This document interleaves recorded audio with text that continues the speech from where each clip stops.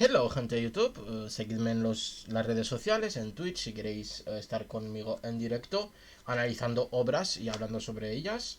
Y hoy vamos a seguir con el mito de Sísifo de Albert Camus, ¿vale? O Camus. Podemos decir Camus porque así les hace de entera a los que se ponen ahí quisquillosos con el pronunciamiento de los nombres. Tenéis el capítulo anterior resubido a YouTube y nosotros vamos a seguir con esta primera parte, que es un razonamiento absurdo, con el capítulo 2, que se titula Los muros absurdos, ¿vale? Vamos a ver qué nos cuenta. Tenemos aquí nuestro boli, vamos a analizarlo. Espero que siga siendo tan ameno e interesante como el capítulo anterior. Vamos allá. Al igual que las grandes obras, los sentimientos profundos siempre significan más de lo que conscientemente dicen. La constancia de un movimiento o de una repulsión en un alma se encuentra en hábitos de obrar o de pensar, y prosigue con unas consecuencias que la propia alma ignora. Los grandes sentimientos pasean consigo su universo, espléndido o miserable, iluminan con su pasión un mundo exclusivo en el cual recobran su clima. Hay un universo de los celos, de la ambición, del egoísmo o de la generosidad. Un universo, es decir, una metafísica y una actitud anímica. Lo que es cierto de sentimientos ya especializados lo será aún más para emociones de base tan indeterminada, a la vez tan confusas y tan ciertas, tan lejanas y tan presentes, como las que nos causa lo bello o suscita en nosotros lo absurdo. ¿Vale? Lo que está diciendo aquí es que todo sentimiento, toda emoción tiene un universo, es decir, una metafísica y una actitud anímica, ¿no?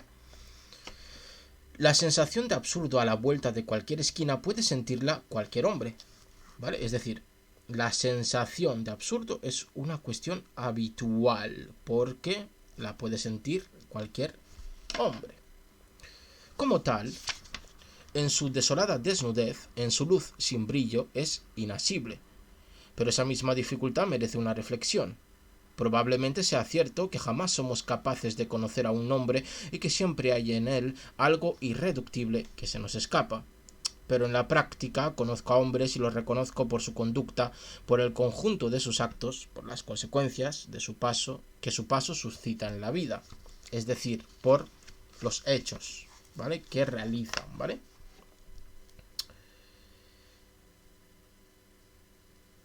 Es decir, aquí nos dice, quizá no podamos conocer realmente a un ser humano, pero sí que podemos conocerlo por sus actos, ¿no? Por lo que deja a su paso. Del mismo modo, puedo definir en la práctica, apreciar en la práctica, todos esos sentimientos irracionales que el análisis no sabría aprender, puedo reunir la suma de sus consecuencias en el plano de la inteligencia, captar y anotar todos sus rostros, dibujar su universo. Aquí dice que debido a que nos fijamos en la práctica, ¿no? En la practicidad, en la materialidad, en las consecuencias que tiene aquello que está oculto en nosotros y que actuamos en base a ello, ¿no? Porque tenemos una cosa metafísica y una actitud anímica, por lo tanto requiere de cierta acción por nuestra parte. Está diciendo que aquello que nosotros tenemos oculto, que no se puede saber y quizá ni nosotros mismos podamos conocernos tan profundamente, esos oscuros y claroscuros que tenemos dentro actúan en la realidad. Y en esa práctica, ahí sí que podemos vislumbrar y conocer, aunque sea en parte, al ser humano. Es cierto que en apariencia no conozco mejor personalmente a un actor por haberlo visto 100 veces. No obstante, si saco la suma de los héroes que ha encarnado y digo que lo conozco un poco mejor al centésimo personaje enumerado, da la sensación de que hay en eso una parte de verdad, porque esta paradoja aparente es también un apólogo. Hay una moraleja. Nos enseña que un hombre se define también por sus comedias como por sus impulsos sinceros. Lo mismo ocurre en un tono más bajo con los sentimientos, inaccesibles en el corazón, pero parcialmente traicionados por los actos que animan y las actitudes espirituales que se suponen. Está claro que así defino un método. pero también lo está que ese método es de análisis y no de conocimiento, ¿vale? Este método práctico es un método de análisis que no de conocimiento, ¿vale? Pues los métodos implican metafísicas, desvelan sin saberlo conclusiones que a veces pretenden no conocer aún.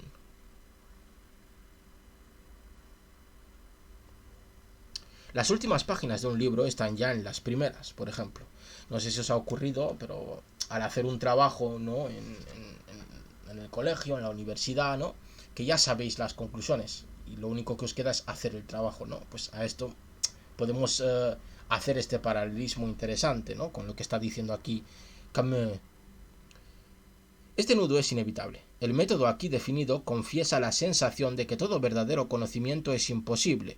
Solo es posible enumerar las apariencias y hacer perceptible el clima. Quizás podamos alcanzar entonces este inasible sentimiento de la absurdidad en los mundos diferentes, pero fraternos de la inteligencia, del arte de vivir o del arte a secas. El clima de la absurdidad está al comienzo. El final es el universo absurdo y esa actitud anímica que ilumina el mundo con una luz que le es propia para que resplandezca el rostro privilegiado e implacable que sabe reconocer en él. ¿Vale? Es decir, tenemos el clima de absurdidad está al principio y el final es el universo absurdo. ¿Vale? Que recordemos que el universo era metafísica más actitud anímica, ¿vale? Todas las grandes acciones y todos los grandes pensamientos tienen un comienzo irrisorio. Las grandes obras nacen a menudo a la vuelta de una esquina o en la puerta de un restaurante. Que las cosas empiezan por algo pequeñito, ¿no? Y lo mismo la absurdidad. El mundo absurdo extrae su nobleza, más que ningún otro, de este nacimiento miserable. Es decir, el mundo absurdo extrae esa absurdidad de estas cuestiones nimias, ¿no? En ciertas situaciones, un hombre puede fingir al contestar nada a una pregunta sobre la índole de sus pensamientos. Los seres amados lo saben bien, pero si esa respuesta es sincera, si representa ese singular estado de ánimo en el que el vacío se vuelve elocuente, en el que la cadena de gestos cotidianos se rompe, en el que el corazón busca en vano el eslabón que la reanude, entonces es como el primer signo de la absurdidad. Suele suceder que los decorados se derrumben. Despertar, tranvía, 4 horas de oficina o de fábrica, comida, tranvía, 4 horas de trabajo, cena, sueño, y lunes, martes, miércoles, jueves, viernes y sábado al mismo ritmo. Es una ruta fácil de seguir la mayoría del tiempo. Pero un día surge el porqué, y todo comienza con esa lasitud tenida de asombro. Comienza. Eso es importante. La lasitud está al final de los actos de una vida maquinal, pero inaugura al mismo tiempo el movimiento de la conciencia. Lo despierta y provoca la continuación. La continuación es la vuelta inconsciente a la cadena o el despertar definitivo. Al final del despertar llega, con el tiempo, la consecuencia: suicidio o restablecimiento. Empezamos con suele suceder que los decorados se derrumben. Esto quiere decir que vivimos en un decorado, ¿vale? Es decir, para que se derrumbe un decorado tiene que existir anteriormente. Por lo tanto, toda nuestra realidad, según Camus, es un decorado, ¿vale? Que se basa en comer, bueno, en el día a día, ¿no? Pero un día surge la pregunta de ¿por qué estoy haciendo lo que hago? Y todo comienza con esa lasitud tenida de asombro. Comienza. Eso es lo importante, que empiece, ¿vale? Y esa lasitud está al final de los actos de una vida maquinal, es decir, una vida como si fuésemos máquinas, pero inaugura al mismo tiempo el movimiento de la conciencia, es decir, está al final del movimiento de la máquina, pero al inicio del movimiento de la conciencia, ¿vale? Lo despierta y provoca lo siguiente, que es la continuación. Después del comienzo, que es algo estático, ¿vale? Comenzar no es ponerse en marcha, no es un movimiento, sino que es algo estático, es empezar, ¿vale? Después viene la continuación, que es necesaria para llegar al final, ¿vale? Es decir, lo despierta y provoca la continuación. Y la continuación es la vuelta inconsciente a la cadena o el despertar definitivo. La continuación lleva dos caminos, ¿vale? Dos caminos. O ese porque es... no lo entiendo, me da igual, vuelvo a mi rutina diaria. O ese por qué que nos hemos preguntado, ese comienzo que continúa, esa maquinaria que se ha parado pero ha puesto en marcha la conciencia, decide seguir por el camino del despertar, ¿vale? Y al final del despertar hay otros dos caminos. Llega con el tiempo la consecuencia, el suicidio o el restablecimiento. Es decir, tenemos dos caminos. Volver a la máquina, ¿vale? Ese es el final. O despertar. Si elegimos despertar, hay otros dos caminos. Restablecimiento porque hemos entendido la absurdidad del mundo, que es ahí a donde va a ir Camus. O suicidio porque nos hemos, no voy a decir rendido, sino que hemos entendido la absurdidad del mundo y no lo aceptamos. ¿Vale? La lasitud tiene en sí algo de desalentador. Aquí debo llegar a la conclusión de que es buena, porque todo comienza por la conciencia y nada vale sino por ella. ¿Vale? Oh, esto es que, madre mía. Además escribe muy bien, no sé si os dais cuenta. Estas observaciones no tienen nada de original, pero son evidentes. De momento basta con eso, al efectuar un reconocimiento somero de los orígenes de lo absurdo. El simple cuidado es el origen de todo. Asimismo, y durante todos los días de una vida sin brillo, el tiempo nos lleva, pero llega siempre un momento en que hay que llevarlo a él. Vivimos hacia el futuro. Mañana, más adelante, cuando te labres una posición, con los años lo entenderás. Estas inconsecuencias son admirables, pues al fin y al cabo se trata de morir. No obstante, llega un día y el hombre comprueba o dice que tiene 30 años. Afirma así su juventud, pero al mismo tiempo se sitúa con relación al tiempo. Ocupa su lugar en él. Reconoce estar en cierto momento de una curva que confiesa que debe recorrer. Pertenecer al tiempo y en el horror que lo atrapa, reconoce a su peor enemigo. Mañana ansiaba el mañana, cuando todo él hubiera debido rechazarlo. Esta rebelión de la carne es lo absurdo. Y aquí hay una nota a pie de página. Pero no en sentido propio. No se trata de una definición, se trata de una enumeración de los sentimientos que pueden entrañar lo absurdo. No obstante, la enumeración completa no agota lo absurdo, ¿vale? Es decir, pertenecer al tiempo es a la vez un horror y una bendición. Mañana, todo el rato ansiar el mañana, cuando debemos rechazarlo, ¿no? Esa sería la rebelión de la carne, que no del espíritu, sería lo absurdo, ¿no? Es decir, vivimos todo el rato mediante la esperanza de que algo va a llegar, ¿no? Nos estamos todo el rato preguntando, mañana, en el futuro seré bombero, en el futuro tendré un puesto directivo, en el futuro pues tendré mi propio coche, mi propia casa, etc, etc, etc, ¿no? Cuando nos damos cuenta realmente de la existencia que tenemos en el tiempo y nos posicionamos en el tiempo, entonces nos daremos cuenta de que el mañana esas esperanzas son vanas, son absurdas. Y ahí podremos apreciar el horror que eso significa, porque no tenemos futuro, vendría a ser, porque el tiempo es lo que nosotros estamos viviendo ahora mismo, ¿no? Y ahí se produce una rebelión. Si nosotros rechazamos esta realidad, esta verdad definitiva de que el mañana es tan solo una apariencia, una esperanza vacía, entraríamos directamente en lo absurdo, porque iríamos en contra de la razón, por decirlo de esta manera.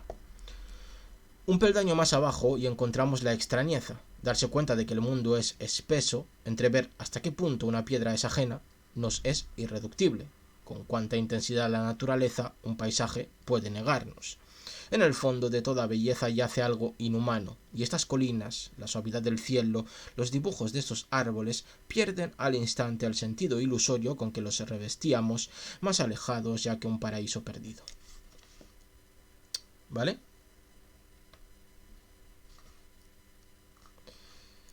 La primitiva hostilidad del mundo asciende desde el fondo de los milenios hacia nosotros.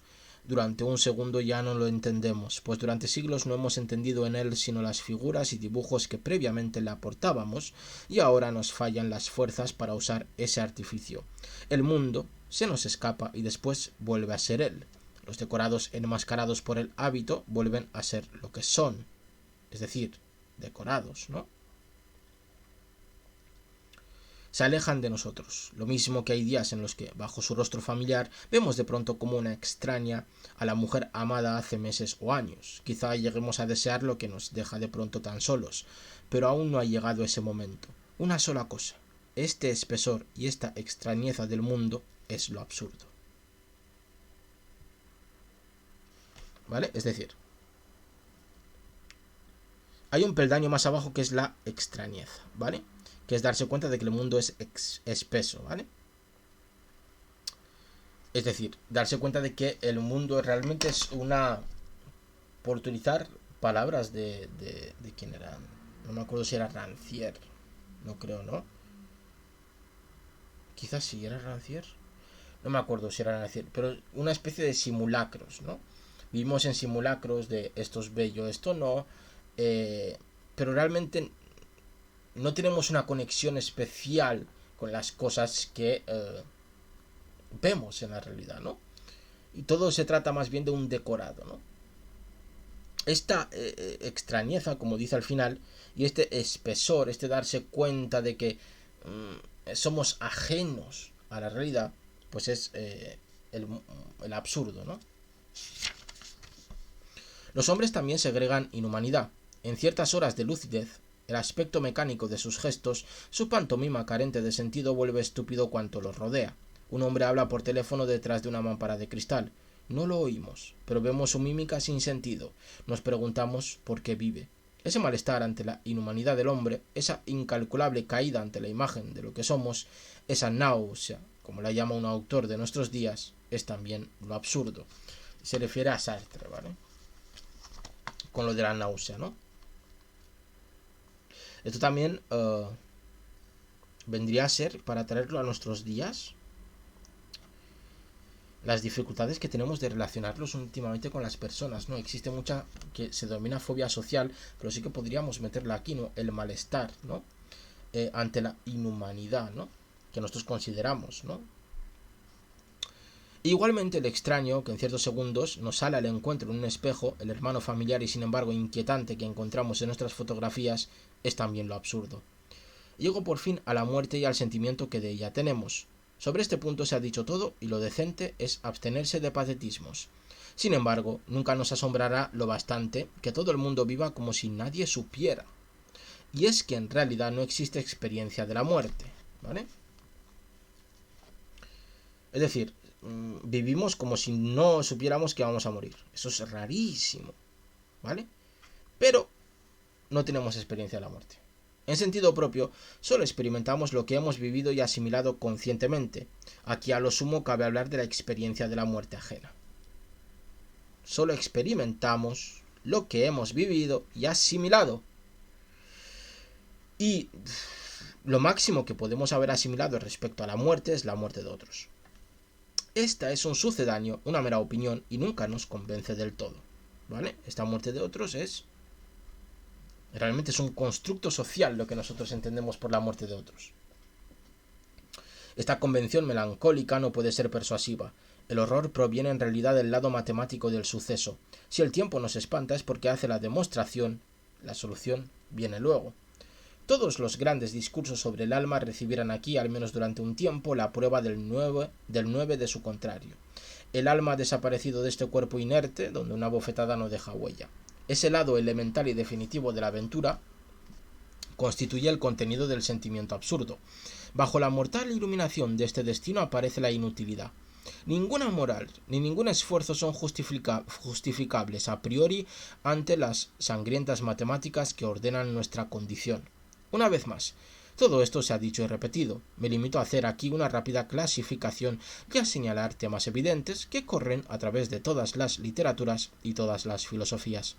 La conversación de todos los días se nutre de ellos. No se trata de volver a inventarlos, pero hay que asegurarse de estas evidencias para interrogarse luego sobre la cuestión primordial. Lo que me interesa, insisto en repetirlo, no son tanto los descubrimientos absurdos como sus consecuencias. Si se está seguro de estos hechos, ¿qué hay que concluir? ¿Hasta dónde ir para no eludir nada? ¿Habrá que morir voluntariamente o esperar a pesar de todo? Antes es necesario efectuar el mismo recuento rápido en el plano de la inteligencia. ¿Qué os parece? De momento esto marcha a marcha, ¿eh?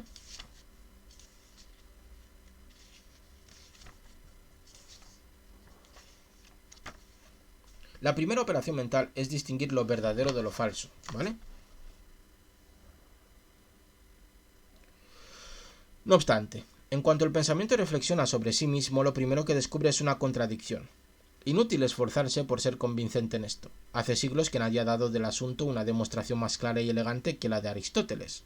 A todas estas doctrinas les ocurre lo que ya repetimos una y otra vez, que no se destruyen a sí mismas, y es que quien afirma que todas las cosas son verdaderas, convierte en verdadero también el enunciado contrario al suyo propio, y por tanto convierte el suyo propio en no verdadero, ya que el enunciado contrario dice de éste que no es verdadero. Por su parte, el enunciado que afirma que todas las cosas son falsas, lo afirma también de sí mismo. Pero si se proponen como excepciones, el uno, el enunciado contrario, diciendo que es el único que no es verdadero, y el otro, el enunciado propio, diciendo que no es falso, en no menor grado le sucederá que de hecho están pidiendo que se admitan infinitos enunciados verdaderos y falsos, y es que la afirmación de que este enunciado verdadero es a su vez verdadera, y esto da lugar a un proceso infinito. Este círculo vicioso no es sino el primero de una serie donde el espíritu que se inclina sobre sí mismo se pierde en un vertiginoso remolino. La propia sencillez de estas paradojas hace que sean irreductibles. Sean cuales sean los juegos de palabras y las acrobacias de la lógica, comprender es ante todo unificar.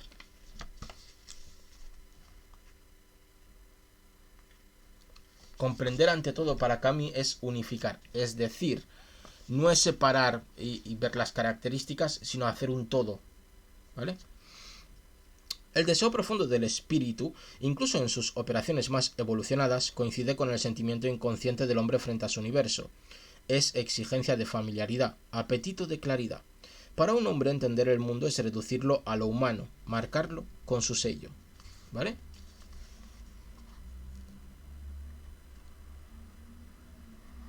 Nosotros entendemos la realidad según nuestro sello. Pero es que los gatos, por ejemplo, que ahora vendrá el ejemplo, tienen otra realidad diferente. Los perros tienen otra realidad diferente. Comprenden la realidad. Y recordemos que para Camus nuestra comprensión del mundo se debe a las experiencias y lo que hemos aprendido de esas experiencias en la realidad, ¿no?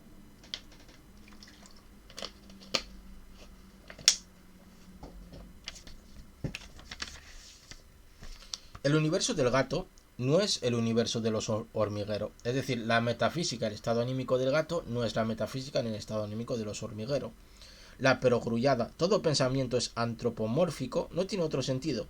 Igualmente, el espíritu que trata de comprender la realidad no puede darse por satisfecho hasta que la reduzca a términos de pensamiento. Si el hombre reconociera que también el universo puede amar y sufrir, se reconciliaría. Si el pensamiento descubriera en los cambiantes espejos de los fenómenos unas relaciones eternas que pudiesen resumirlos y resumirse ellas mismas en un principio único, cabría hablar de una felicidad espiritual de la que el mito de los bienaventurados no sería sino ridículo remedo. Esta nostalgia de unidad, este apetito de absoluto, ilustra el movimiento esencial del drama humano.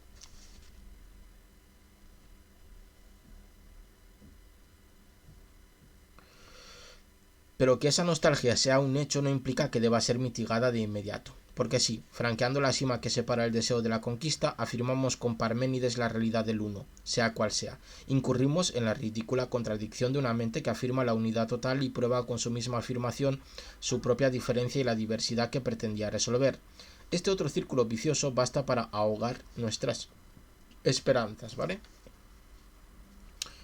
Otra vez se trata de evidencias. Repetiré de nuevo que no son interesantes en sí, sino por las consecuencias que cabe sacar de ellas. Conozco otra evidencia. Me dice que el hombre es mortal. ¿Vale? Sin embargo, se cuentan con los dedos de la mano las personas que han sacado de ella las últimas conclusiones. Hay que considerar como una perpetua referencia en este ensayo el desfase constante entre lo que nos imaginamos saber y lo que sabemos de verdad, el consentimiento práctico y la ignorancia simulada que consiguen que vivamos con ideas que, si las sintiéramos realmente, deberían trastornar toda nuestra vida, ¿vale? El desfase constante entre lo que nos imaginamos saber y lo que sabemos de veras, ¿vale? Hay que tenerlo en cuenta, según Camus, en todo este ensayo, ¿vale? Esta contradicción.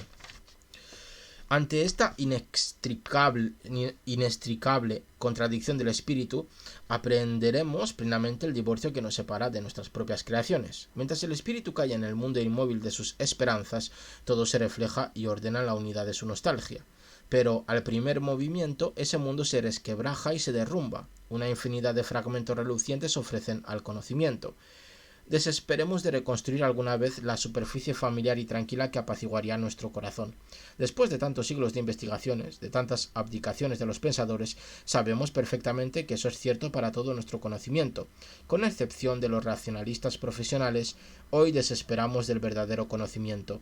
Si hubiera que escribir la única historia significativa del pensamiento humano, sería la de sus arrepentimientos sucesivos y sus impotencias.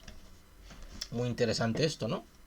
¿De quién y de qué puedo decir, en efecto, lo conozco? Puedo sentir mi corazón y juzgar que existe. Puedo tocar el mundo y juzgar también que existe. En eso se detiene toda mi ciencia. El resto es construcción. Aquí vemos que es muy...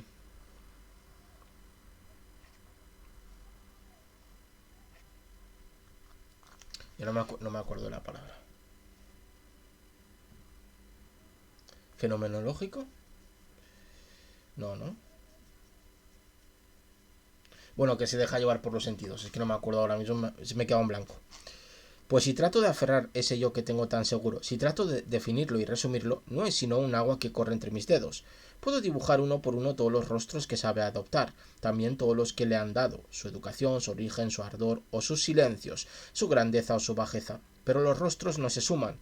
Este mismo corazón que es el mío me resultará indefinible para siempre. Nunca se colmará el foso entre la certeza que de mi existencia tengo y el contenido que intento dar a esa seguridad. Seré por siempre extraño para mí mismo. En psicología como en lógica hay verdades, pero no verdad. Lo que decíamos antes, nunca podremos conocernos a nosotros mismos. Podemos conocer partes, pero jamás podremos crear ese todo que nos satisfaría y haría nuestra vida muchísimo más agradable. El conócete a ti mismo de Sócrates tiene tanto valor como el sé virtuoso de nuestros confesionarios.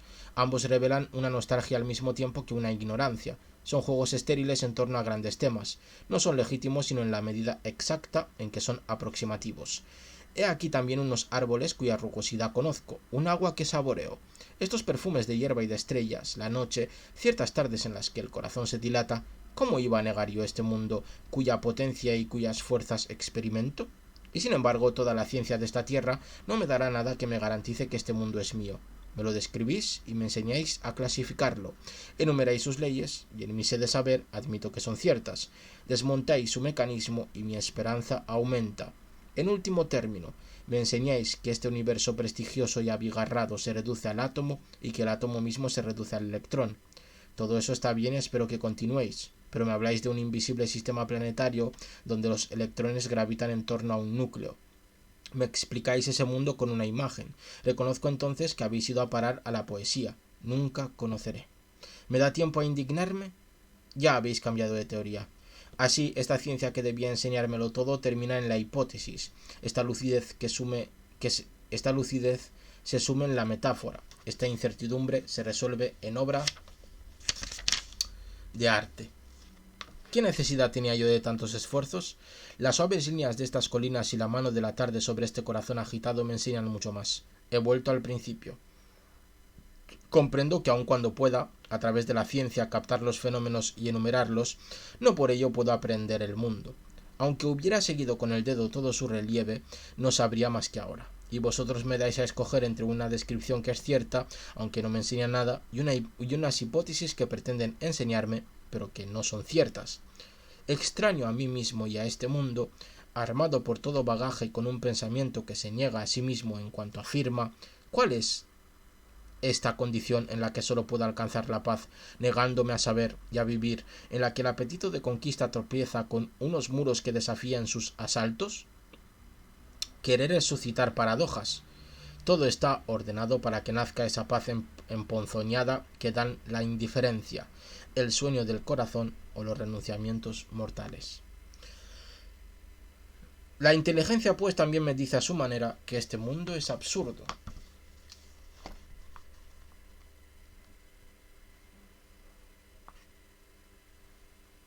Es inútil que su contrario, la razón ciega, asegure que todo está claro. Yo esperaba pruebas y deseaba que tuviese razón. Mas, a pesar de tantos siglos pretenciosos y por encima de tantos hombres elocuentes y persuasivos, sé que eso es falso. En este plano, al menos, no hay felicidad si no puedo saber. No hay felicidad si no puedo saber. Un hombre honrado se muere de risa con esa razón universal, práctica o moral, ese determinismo, esas categorías que lo explican todo. No tienen nada que ver con el espíritu, niegan su verdad profunda, que es estar encadenado. En este universo indescifrable y limitado cobra en adelante su sentido el destino del hombre. Una multitud de elementos irracionales se ha alzado y lo rodea hasta su fin último. Con su clarividencia recobrada y ahora concertada, se aclara y precisa el sentimiento de lo absurdo. Yo decía que el mundo es absurdo e iba demasiado deprisa. Este mundo en sí no es racional, es cuanto se puede decir. Pero lo que es absurdo es la confrontación de esa irracionalidad con el deseo profundo de claridad cuya llamada resuena en lo más hondo del hombre. Es decir, el mundo es irracional, ¿vale? Pero nosotros constantemente confrontamos esa irracionalidad con racionalidad, ¿no? Lo absurdo depende tanto del hombre como del mundo. Es de momento su único lazo. Lo sella al uno con el otro como solo el odio puede remachar a los seres. Esto es cuanto puedo discernir claramente en este universo sin medida donde prosigue mi aventura. Detengámonos aquí. Si tengo por cierta la absurdidad que rige mis relaciones con la vida, si me empapo de la sensación que me embarga ante los espectáculos del mundo, de la clarividencia que me impone la búsqueda de una ciencia, debo sacrificarlo todo a esas certezas y debo mirarlas a la cara para poder mantenerlas. Sobre todo, debo ajustar a ellas mi conducta y seguirlas, en todas sus consecuencias. Hablo aquí de honradez, mas antes quiero saber si el pensamiento puede vivir en esos desiertos. Ya sé que el pensamiento ha entrado al menos en esos desiertos. Halló en ellos su pan. Comprendió que hasta entonces se había alimentado de fantasmas. Dio pábulo a algunos de los temas más apremiantes de la reflexión humana. ¿Qué os parece hasta ahora? Está guapísimo, la verdad. Voy a echar otro traguito de agua.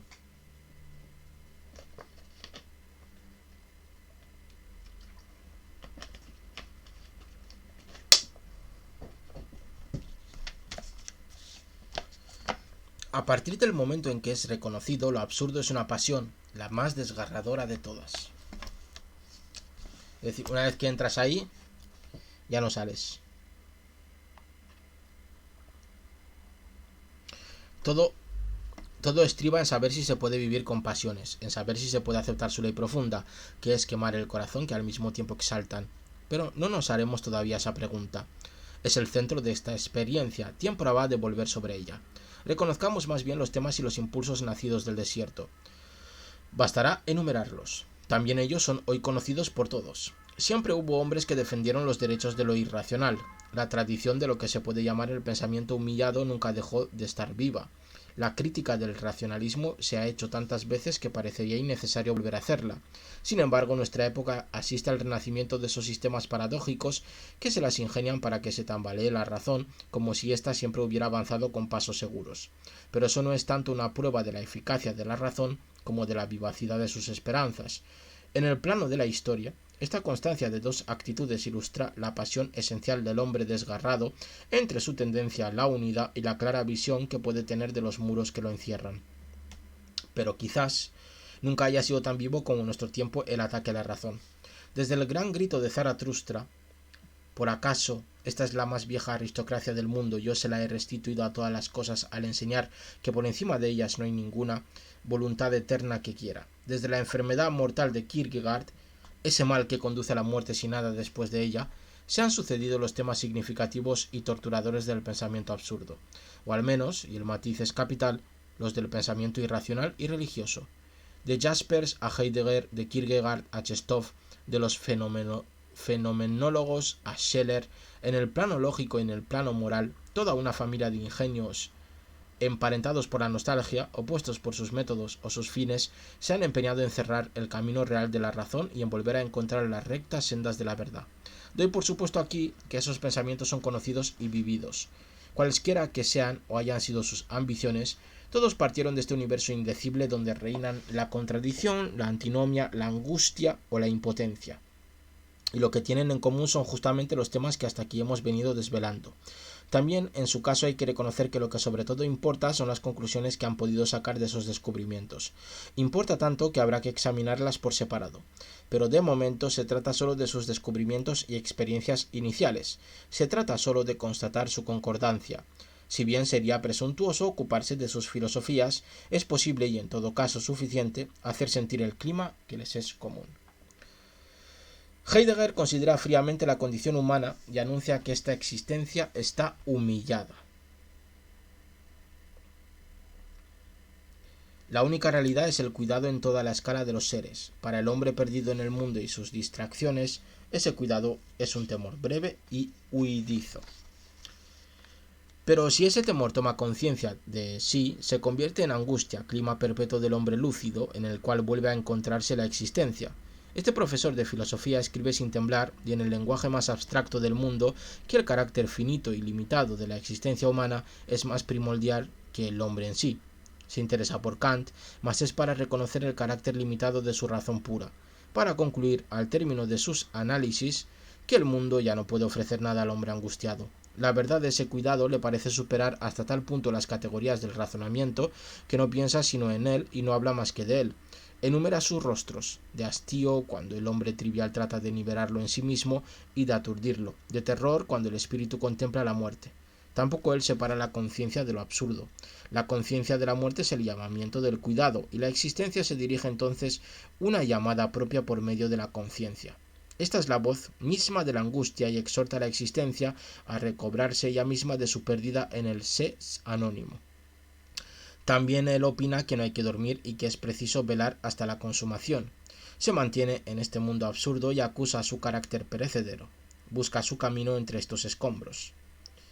Jaspers desespera de toda ontología, pues pretende que hemos perdido la ingenuidad. ¿Vale? Aquí va a hacer un repaso por diferentes autores interesantes, la verdad, de la filosofía, ¿no? Sabe que no podemos llegar a nada que trascienda el juego mortal de las apariencias. Sabe que el final del espíritu es el fracaso. Se entretiene con las aventuras espirituales que nos entrega la historia y descubre despiadadamente el fallo de cada sistema, la ilusión que lo ha salvado todo, la predicación que no ha ocultado nada. En este mundo devastado, donde queda demostrada la imposibilidad de conocer, donde la nada parece la única realidad y la desesperación sin remedio la única actitud, trata de encontrar el hilo de Ariadna que lleva a los divinos secretos. Chestov, por su parte, a lo largo de una obra de admirable monotonía, orientada sin cesar hacia las mismas verdades, demuestra sin tregua que el sistema más cerrado, el racionalismo más universal, termina siempre chocando con lo irracional del pensamiento humano. También les está metiendo pullitas, por si no os habíais dado cuenta, les está dando pal pelo a estos filósofos. No se le escapa ninguna de las evidencias irónicas de las contradicciones ridículas que deprecian la razón. Solo una cosa le interesa, y es la excepción, sea en la historia del corazón o en la del espíritu. A través de las experiencias dostoyevskianas del condenado a muerte, de las aventuras exasperadas del espíritu nietzscheano, de las imprecaciones de Hamlet o de la amarga aristocracia de un Ibsen, descubren, ilumina y magnifica la rebelión humana contra lo irremediable. Le niega a la razón sus razones, y solo empieza a encaminar sus pasos con cierta decisión en medio de ese desierto sin colores donde todas las certidumbres se han convertido en piedras. Kierkegaard, quizá el más interesante de todos, a causa de una parte de su existencia al menos, hace algo más que descubrir lo absurdo, lo vive. El hombre que escribe el más seguro de los mutismos, no es callarse sino hablar, asegura de entrada de que ninguna verdad es absoluta ni puede lograr que una existencia imposible en sí sea satisfactoria. Don Juan del Conocimiento multiplica los seudónimos y las contradicciones, escribe los discursos edificantes al mismo tiempo que ese manual del espiritualismo cínico que es el diario de un seductor. Rechaza los consuelos, la moral, los principios tranquilizadores. No se cuida de calmar el dolor de la espina que siente en el corazón. Lo despierta. Por el contrario, y con la alegría desesperada de un crucificado contento de estarlo, construye pieza a pieza lucidez, rechazo y comedia, una categoría de lo demoníaco. Ese rostro a la vez tierno y sarcástico, esas piruetas seguidas por un grito salido del fondo del alma, es el mismo espíritu absurdo enfrentado a una realidad que lo supera. Y la aventura espiritual que conduce a Kierkegaard a sus amados escándalos comienza también en el caos de una experiencia privada de sus decorados y de vuelta a su incoherencia primera. En muy distinto plano, el del método y con sus mismas exageraciones, Husserl y los fenomenólogos restituyen el mundo en su diversidad y niegan el poder trascendente de la razón. El universo espiritual se enriquece con ellos de forma incalculable. El pétalo de rosa, el mojón kilométrico o la mano humana tienen tanta importancia como el amor, el deseo o las leyes de la gravitación. Pensar que ya no es unificar, familiarizarnos con la apariencia bajo el rostro de un gran principio. Pensar es aprender de nuevo a ver, a estar atento, es orientar la conciencia, es hacer de cada idea y cada imagen, a la manera de Proust, un lugar privilegiado. Paradójicamente todo es privilegiado, lo que justifica el pensamiento es su extremada conciencia. Para ser más positivo que los de Kierkegaard o Chestov, el sistema husserliano, en su origen, niega sin embargo el método clásico de la razón, decepciona a la esperanza, abre a la intuición y al corazón toda una proliferación de fenómenos cuya riqueza tiene algo de inhumano. Esos caminos llevan a todas las ciencias o a ninguna. Es decir, que aquí el medio tiene más importancia que el fin. Se trata solamente de una actitud para conocer y no de un consuelo, una vez más, por lo menos al principio. ¿Cómo no percibir el profundo parentesco de estos espíritus? ¿Cómo no ver que se agrupan en torno a un lugar privilegiado y amargo donde ya no tiene cabida la esperanza? Quiero que me lo expliquen todo o nada, y la razón es impotente ante este grito del corazón. La mente despertada por esta exigencia busca y no encuentra sino contradicciones y desatinos. Lo que yo no comprendo carece de razón. El mundo está poblado de esas irracionalidades. Lo que no comprendemos, chicos, chicas, carece de razón. Por sí solo, cuyo significado único no comprendo, no es sino una inmensa irracionalidad. Si pudiera decir una sola vez, esto está claro, todo se salvaría. Pero estos hombres proclaman a porfía que nada está claro, todo es caos, que al hombre solo le queda su clarividencia y el conocimiento preciso de los muros que lo rodean. De ahí el muro absurdo, ¿no?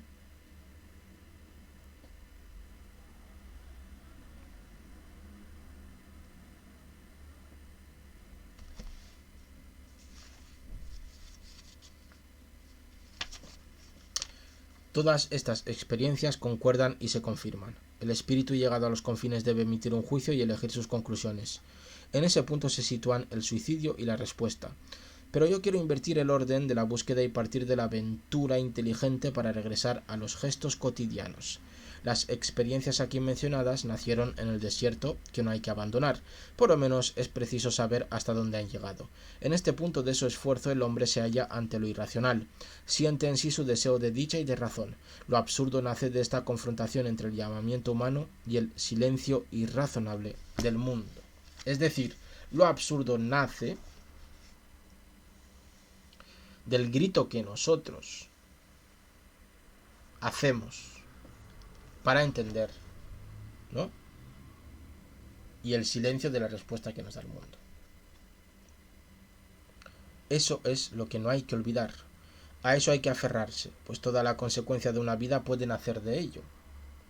Lo irracional, la nostalgia humana y lo absurdo que surge de su cara a cara, he aquí los tres personajes del drama que debe terminar necesariamente con toda la lógica de que es capaz una existencia.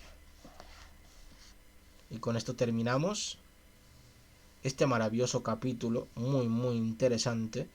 Espero que os haya parecido tan interesante como a mí. Y el próximo día seguimos con el capítulo siguiente, titulado El suicidio filosófico. Por hoy hemos terminado. Espero que os haya parecido interesante.